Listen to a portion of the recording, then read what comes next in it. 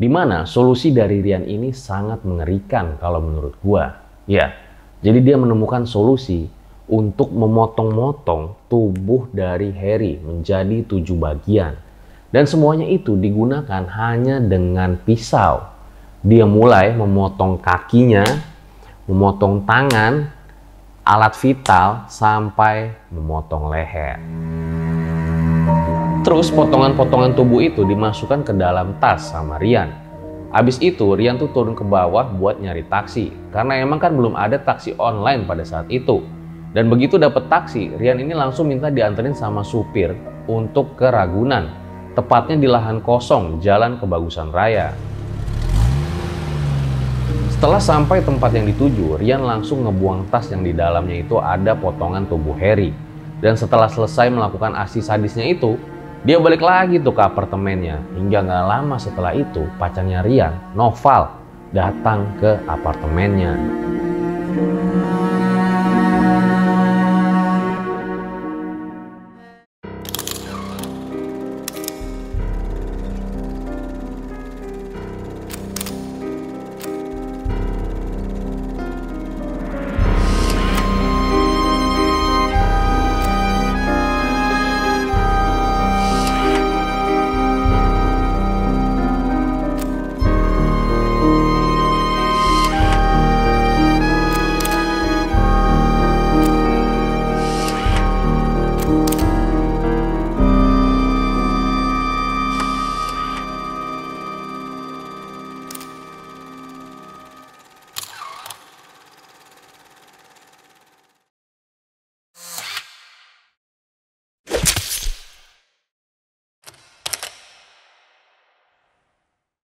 Kembali lagi bersama gue Fajar Aditya. Kali ini di segmen Darah Itu Merah, Jenderal. Dimana setiap Sabtunya gue tuh bakal ngebahas mengenai tragedi-tragedi, sejarah, dan juga the untold story yang pernah terjadi. Nah, di episode kali ini tuh ada sebuah kasus viral yang pernah terjadi di Indonesia tentang pembunuhan berantai. Dimana pada saat itu tuh bener-bener viral banget, bahkan udah masuk berita di mana-mana tuh kalau zaman itu masih koran ya. Karena memang total pembunuhannya itu ada 11 orang yang dibunuh oleh orang tersebut. Dan bahkan beberapa korbannya juga ada yang dimutilasi. Kasus pembunuhan berantai dilakukan oleh pria asal Jombang, Ferry Damiriansyah, atau dikenal dengan Rian, menjadi topik pembicaraan di sejumlah media pada 2008 lalu. Ya, dia adalah Rian Jombang. Bahkan kasus ini tuh juga sempat ada film dokumenternya yang berjudul Rian, The Smiling Serial Killer. Apa yang membuat Rian menjadi tega membunuh korban-korbannya dan bagaimana kronologi dari kejadian ini? Langsung aja, berikut adalah ceritanya.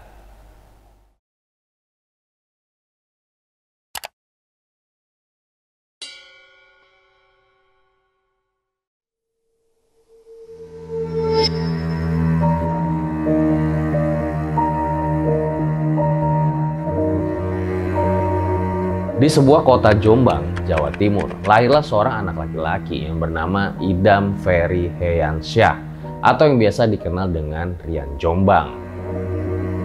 Ketika kecil bisa dibilang Rian Jombang ini anak yang periang dan juga tergolong pandai ya, bahkan dia juga berprestasi. Tapi ya memang bisa dibilang juga kalau Rian ini agak sedikit berbeda ya dengan cowok-cowok pada lainnya ketika sudah masuk bangku SMP. Di situ Rian tuh suka menekuni kayak kegiatan-kegiatan keputrian ya, misalnya dia suka nari-nari dan juga suka berdandan. Yang mana sebenarnya ya, kalau pada umumnya cowok itu kan biasanya ya suka kayak main bola, panas-panasan, main motor, main mobil ya gitu-gitulah. Dan ternyata si Rian ini juga kayak nggak bisa ngontrol emosinya. Kalau misalnya dia udah marah tuh, kadang dia tuh bisa ngancurin dan ngerusakin isi barang-barang di rumahnya. Dan bahkan ketika masih remaja tuh, saat si Rian abis pulang nih jalan-jalan sama temen-temennya tuh dari pantai yang ada di Jawa Timur, Rian ini mengaku sama kakaknya dapat boneka kencana yang dikasih sama penguasa pantai selatan alias Ratu Kidul. Boneka kencana. Di situ Rian tuh juga sempat cerita ke kakaknya kalau dia tuh sempat ditawarin ya jadi mantunya Ratu Kidul, tapi pada saat itu ditolak sama dia. Selain perilaku Rian yang mulai berubah sejak kelas 3 SMP, ternyata nggak berhenti sampai di situ aja. Bahkan dalam satu kesempatan, Rian juga sempat berniat membunuh ibunya sendiri. Karena memang kakaknya tuh mengatakan, kalau Rian ini cukup sering mengalami kekerasan dari ibunya. Jadi ya mungkin aja Rian saat itu mengalami tekanan kejiwaan karena memendam rasa benci kepada sang ibu. Untungnya saat itu Rian gagal membunuh ibunya. Nah, mungkin karena hubungan ibu sama Rian inilah yang akhirnya menyebabkan Rian itu kayak pindah ya dari Jombang menuju ke Jakarta. Dan ketika udah di ibu kota inilah si Rian itu mulai merasa nyaman ya, karena memang mungkin sikapnya yang agak berbeda ya dengan cowok pada umumnya itu dapat diterima di lingkungannya. Bahkan disebutkan dia juga bergaul dengan orang-orang kaya dan pernah juga tinggal di apartemen mewah. Hingga akhirnya ada sebuah kejadian tidak terduga yang terjadi.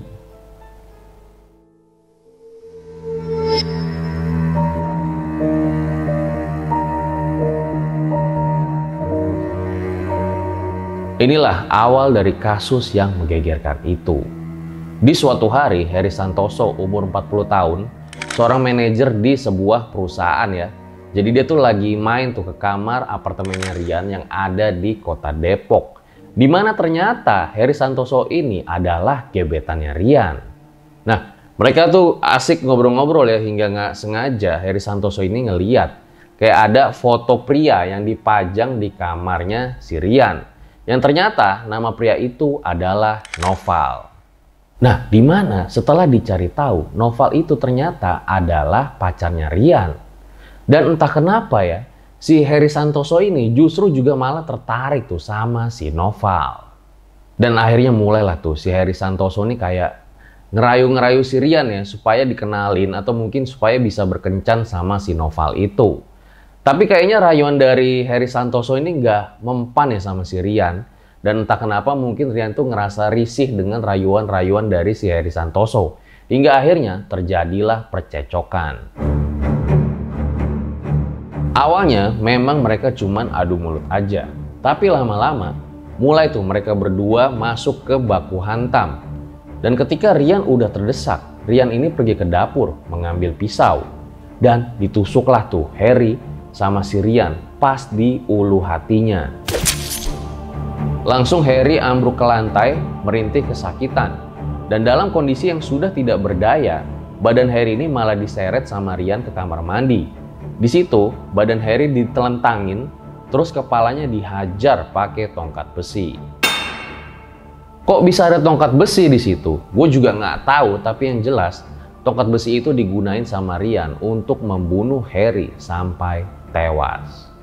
Begitu tewas, si Rian ini kayak mulai panik ya, dan dia tuh juga berpikir ya, gimana caranya nih buat ngilangin jejak dari apa yang dia lakuin. Ya intinya gimana sih supaya dia tuh nggak ketahuan ya melakukan perbuatan ini. Makanya dia terus tuh coba mikir, hingga akhirnya ketemu tuh sebuah solusi. Dimana solusi dari Rian ini sangat mengerikan kalau menurut gua. Ya, jadi dia menemukan solusi untuk memotong-motong tubuh dari Heri menjadi 7 bagian. Dan semuanya itu digunakan hanya dengan pisau. Dia mulai memotong kakinya, memotong tangan, alat vital, sampai memotong leher. Terus potongan-potongan tubuh itu dimasukkan ke dalam tas sama Rian. Habis itu Rian tuh turun ke bawah buat nyari taksi. Karena emang kan belum ada taksi online pada saat itu. Dan begitu dapat taksi, Rian ini langsung minta dianterin sama supir untuk ke Ragunan. Tepatnya di lahan kosong Jalan Kebagusan Raya. Setelah sampai tempat yang dituju, Rian langsung ngebuang tas yang di dalamnya itu ada potongan tubuh Heri. Dan setelah selesai melakukan aksi sadisnya itu, dia balik lagi tuh ke apartemennya. Hingga gak lama setelah itu, pacarnya Rian, Noval, datang ke apartemennya. Di situ Rian tuh ngaku kalau abis ngebunuh Heri di apartemennya. Dan barang-barang kayak laptop, dompet Heri itu diambil ternyata sama Rian. Nah, di sini gue juga bingung ya.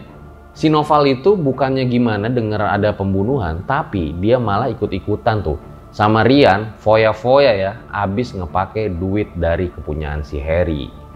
Tapi itu justru menjadi blunder tersendiri. Karena ketika si Rian ini mengambil ATM milik Harry Santoso, wajahnya itu kan terekam sama CCTV. Hingga hal ini juga lah yang membuat polisi itu jadi mudah mengidentifikasi siapa pelakunya.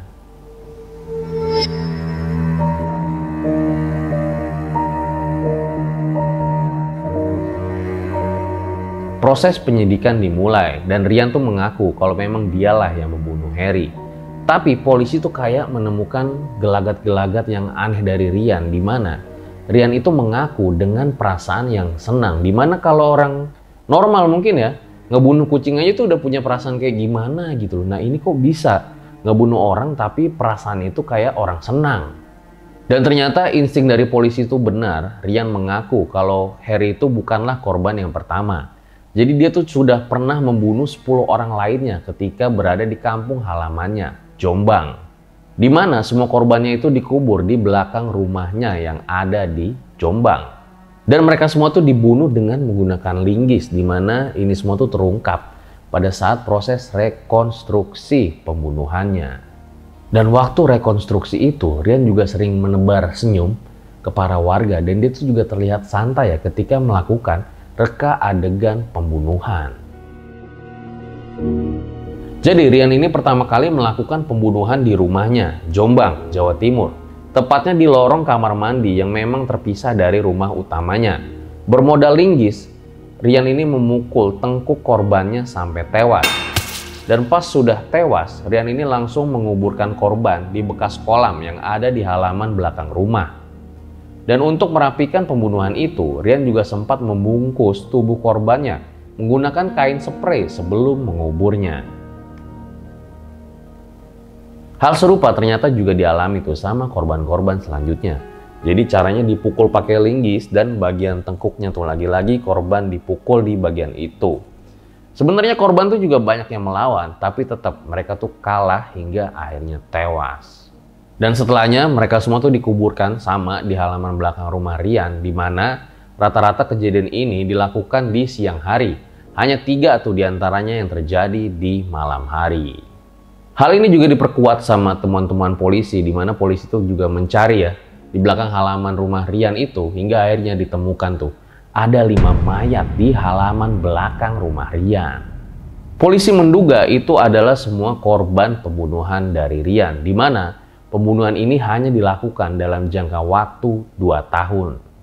Tapi ternyata motif dari Rian melakukan pembunuhan ini itu berbeda-beda, nggak sama kayak Harry. Ada yang motifnya karena ekonomi, ada juga karena yang urusan personal. Intinya sih pola pembunuhan yang dilakukan oleh Rian ini selalu sama ya ketika di Jombang. Jadi yang pertama mereka janjian ke suatu tempat, tapi ketemunya tuh di rumah Rian dulu. Lalu barulah tuh korban dibantai di situ dan diambil barang-barang berharganya.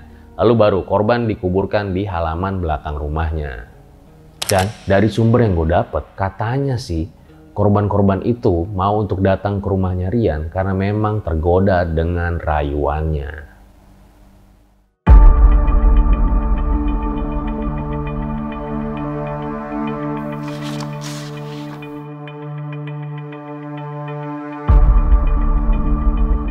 Nah, menurut seorang psikolog nih dari Universitas Surabaya yang bernama Yusti Probowati, itu mengatakan kalau Rian ini ternyata punya kepribadian yang sangat manipulatif. Dia jadi kayak mudah bohong, agresif, dan juga tidak mudah ditebak. Kayaknya gue punya deh temen ciri-ciri kayak gini nih. Nah, Yusti Probowati ini ternyata juga bilang ya kalau Rian ini agak obsesif dan juga kompulatif. Yang intinya, kalau Rian tuh pengen sesuatu, intinya dia tuh harus bisa mendapatkan hal tersebut. Ya walaupun dia pakai cara-cara kotor, tapi ya nggak masalah. Misalnya kayak mencuri, ngebunuh, ngerampok, dan lain-lain lah. Nah ternyata hal ini tuh juga sejalan ya dengan pendapat dari Roni Subagio, seorang psikiater yang bilang kalau Rian ini tuh punya ciri-ciri kepribadian yang impulsif atau bisa dibilang ya mut-mutan gitulah. Dimana terkadang tuh dia bisa sangat sensitif, mudah tersinggung, dan gampang marah-marah.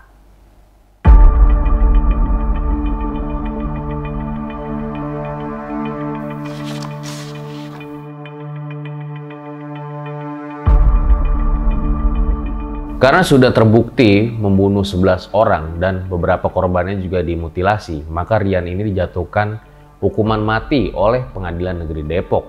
Sebenarnya Rian ini juga udah mengajukan banding ya, tapi banding itu ditolak oleh Mahkamah Agung. Rian sendiri sebenarnya mengaku menyesal ya atas perbuatannya tersebut, tapi ya balik lagi, hukuman mati harus tetap dijalankan. Nah, sambil menunggu eksekusi mati tersebut, Rian itu kayak ditempatkan di Lembaga Permasyarakatan kelas 1 Cirebon. Dan dari sumber yang gue dapet, di dalam sel itu Rian itu mulai menunjukkan banyak perubahan ya. Dia banyak beribadah, mengaji, dan bahkan dia juga melaksanakan puasa kifarat. Di mana tujuan dari puasa kifarat ini adalah untuk menghapus sekaligus menutupi dosa-dosa yang sudah dilakukan. Rian mengaku pasrah dan ikhlas dengan hukuman yang sudah dijatuhkan kepadanya. Dan Rian ini juga mengaku dia siap untuk dieksekusi kapan saja.